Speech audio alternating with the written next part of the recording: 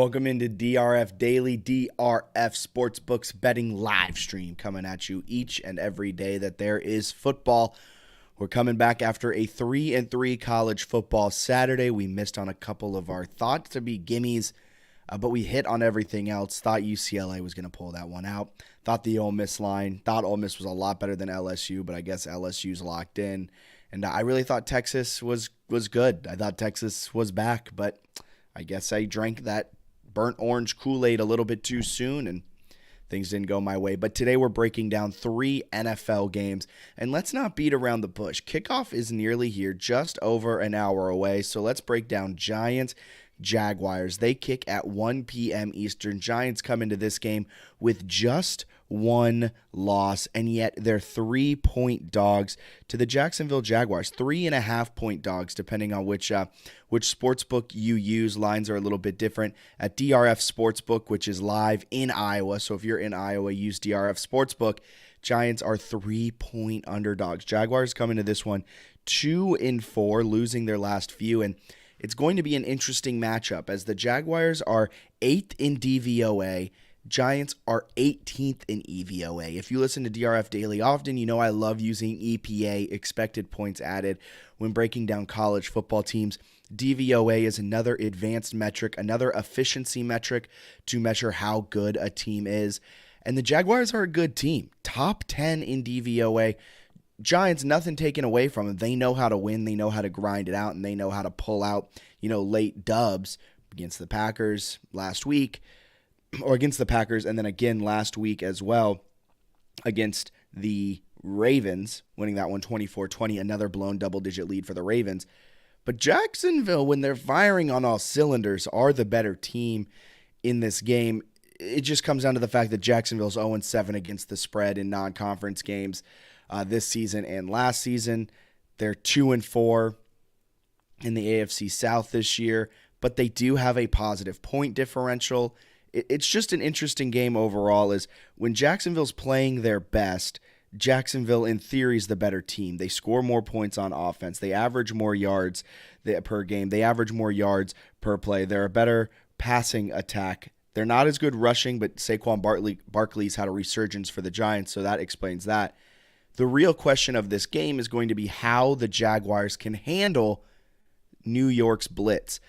Wink Martindale blitzes over 42% of the time, 42.5% of the time the Giants are sending the blitz. He loves to blitz. A defensive coordinator for the New York Giants, that's his MO. That's what he did when he was in Baltimore. That's what he's doing this year with New York. And it's working. They force turnovers. They get to the quarterback. They speed the process up. It's what they did with Aaron Rodgers. It's what they did with Lamar last week as the game got further and further along.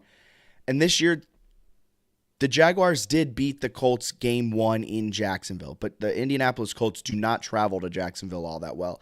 So if you take what Indianapolis did to them at home in Indy and what the Texans did to the Jaguars as well, they blitzed a lot, and the Jaguars struggled. Trevor Lawrence has had some of his worst performances over the last 3 weeks, over the last 4 weeks during this losing streak, that I don't know if they can necessarily battle through and come up with the plays when needed to cover this spread. Do I think the Giants win? Maybe, but am I more confident that they can cover a 3-point spread? Yes. If you look at the power line here, our power line likes Jaguars -2. Both of our game estimates think they cover by about 4 to 6 points. I just see the Giants not going away easily. Jacksonville's defense this year averages about one interception a game. Can they force 1 to 2? Can they force Daniel Jones? Can they give their offense opportunities? That's a question I really don't know the answer to. And another question I don't know the answer to, which is really big in this game, and everything leading into it, is how well Trevor Lawrence will perform under the blitz, under pressure. He hasn't performed necessarily all that great so far this season. Will that change after a week or two of seeing it and understanding it? Maybe, but the Giants' defense has been giving a lot of great quarterbacks fits, and if Aaron Rodgers can't necessarily figure it out, I don't know if Trevor Lawrence will. I'm on the Giants +3, +3.5. As that line moves up, hammer the Giants some more. If it goes to around 2.5, 2, maybe I'm second guessing it with the Jaguars there.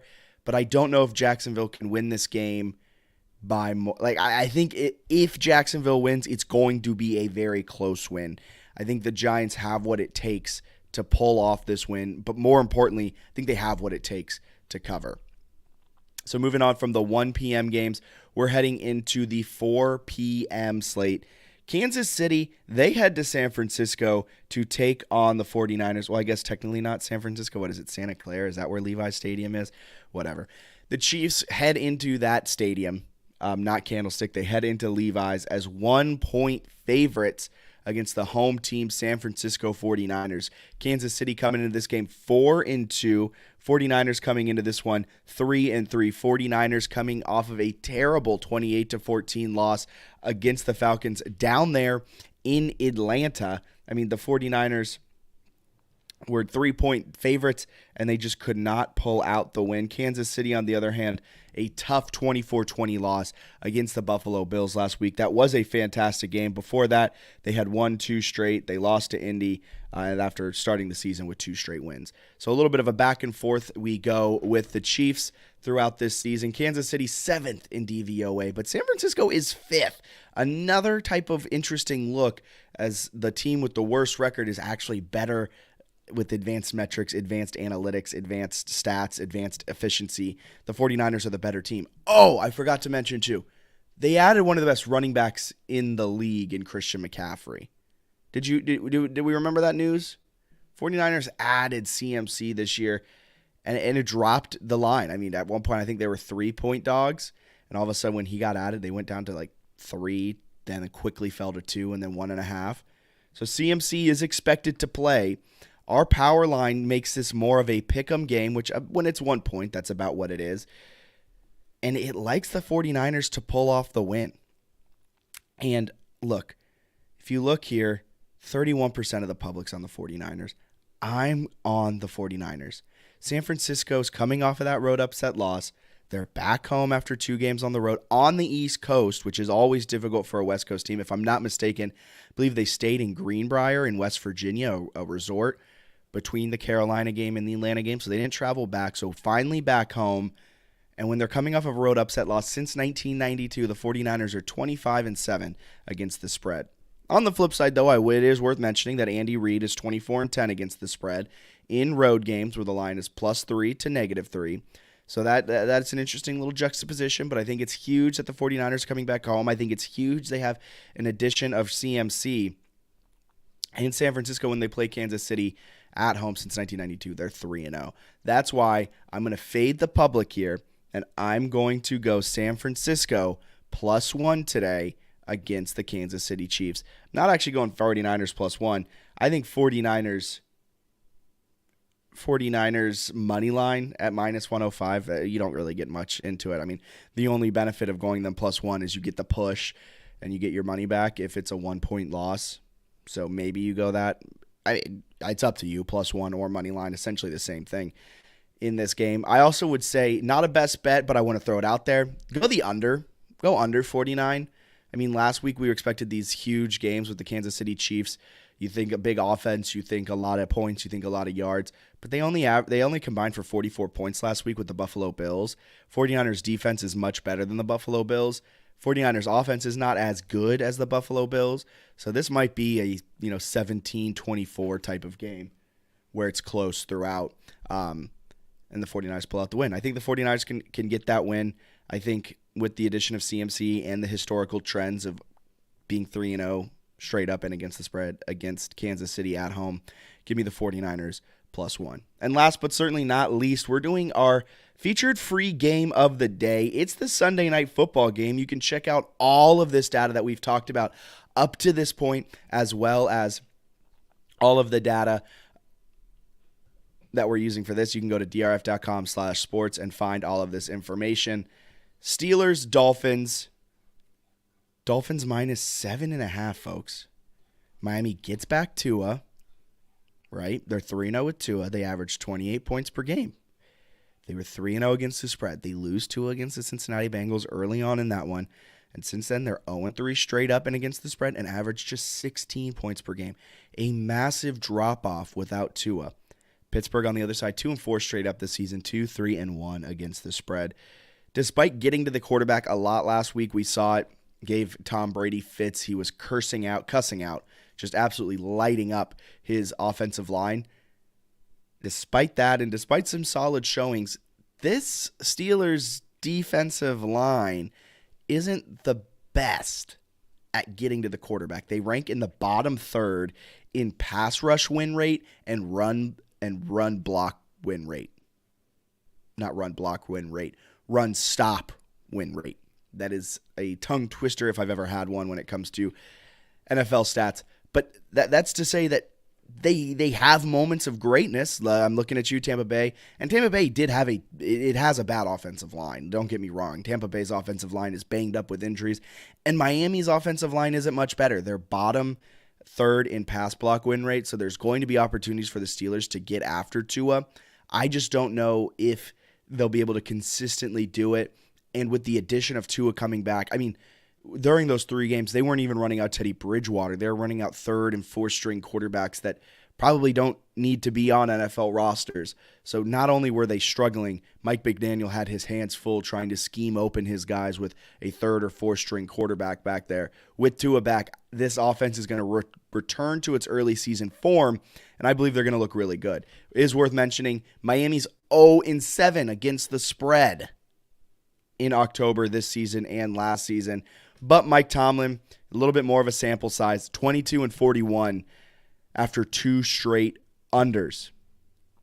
And the Pittsburgh Steelers, over this season and last, have had 9 opportunities to cover back-to-back games. They've gone 1-8 against the spread in those games. So Pittsburgh not necessarily the best at continuing to cover. Maybe they can string along wins, but I don't know if they can cover. And today, as +7, I'm not sure they can keep it close enough to hold on and cover this one.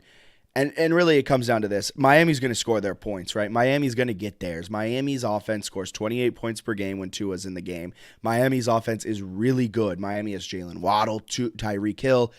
Tua's going to get his. The Miami Dolphins offense is going to return to form. They only average 22 points per game, but when Tua's in there, 28 points per game. They're probably going to put up 35 plus on this Pittsburgh Steelers defense. This is a Pittsburgh Steelers defense that allows nearly 400 yards per game. They average 4.1 yards per rush, 7.2 yards per pass, and this is a Dolphins offense that even with 3 games of Tua and 3 games of terrible quarterback play, still average 7.7 yards per completion. They're going to tear into this Steelers defense, folks. And let me tell you this, I don't think the Steelers offense, and I don't think this is a hot take by any means, the Steelers offense will just not be able to keep up with the Miami offense. Steelers offense averages 16 points per game, under 300 yards per game, 292 to be exact, and they only average 87 rush yards per game on 24 attempts. Not a good look when you have Najee Harris back there. But with either Kenny Pickett, Mitch, whoever's starting for the Steelers, the Steelers offense will not be able to keep up with Miami's offense. Even if the Steelers defense get a couple turnovers, we saw what happened week 1. Steelers defense had, 5 turnovers, and they still needed a injured long snapper and a missed extra point or mixed field goal in overtime to win that game. Steelers offense is terrible. Steelers offense is trash. Steelers offense is not an NFL caliber offense. They're not keeping up with Miami today. Miami -7, -7.5, depending on your book. Over at DRF Sportsbook, line just came down a little bit. It's Dolphins -7. Maybe the money's coming in on the Steelers. Let's check out where the money is for this game over on drf.com/sports. 60% of the public's on Miami. The money's coming in on Pittsburgh, though, if that line's coming down just a little bit. But it's shaken up because Miami started at -6.5, ballooned all the way up to -7.5, and now it's coming back down. So will be interesting to see what happens with this game when it kicks tonight at 8:20 p.m. Eastern, see where this line ends up, see where the public ends up. But for right now, I'm on Dolphins, -7.5. I got faith in Tua. I have faith in Mike McDaniel that he's a good coach. So give me the Dolphins to cover tonight in Sunday Night Football. Well, that's it for today. Quick breakdown of our best bets. You see it on the screen there. Giants +3 against the Jaguars. I think the Giants can keep it close. Jacksonville has struggled this season against the blitz. Trevor Lawrence in the 2 games where he was blitzed a lot against the Colts and against the Texans did not look good, and they lost both of those games. So give me the Giants +3. They're going to blitz a lot, one of the biggest blitzing teams in the NFL. 49ers +1 against the Chiefs. 49ers just added CMC. 49ers look the part. They have one of the best defenses in the league. They're a Super Bowl caliber team. This is a rematch of the Super Bowl. 49ers want to get back. There's a little bit of that into it all. Give me 49ers +1 at home against the Kansas City Chiefs. Chiefs, I think, going to lose back-to-back games, and it's going to be interesting to see how they respond throughout the rest of the season. I mean, they're still an AFC contender, though, so what am I saying? Dolphins -7.5 today against the Steelers, or -7, depending whatever your book. DRF Sportsbook -7, -7.5. I need to check the updated lines, but Dolphins -7 to -7.5 against the Steelers. This offense is going to get theirs. The Steelers offense just will not be able to keep up. I expect the Dolphins to win this game by 2 possessions or more. So thank you so much for tuning into DRF Daily, DRF Sportsbooks betting live stream, coming at you each and every day that there's football. We'll be back tomorrow with Monday Night Football, our game picks, our player props. You're not going to want to miss on that. And before we get up on out of here, a word from our favorite friends, DRF Cash Grab. Introducing the DRF Cash Grab app, the super easy, free-to-play sports predictor game from a name you know and trust, the Daily Racing Form. Use your sports knowledge to predict the winners, and you could score thousands of dollars in cash prizes. Pro football, college football, pro basketball, college basketball, hockey, soccer, boxing, baseball, and more. Compete against others for a spot on the monthly leaderboard. Download the DRF Cash Grab app and play today.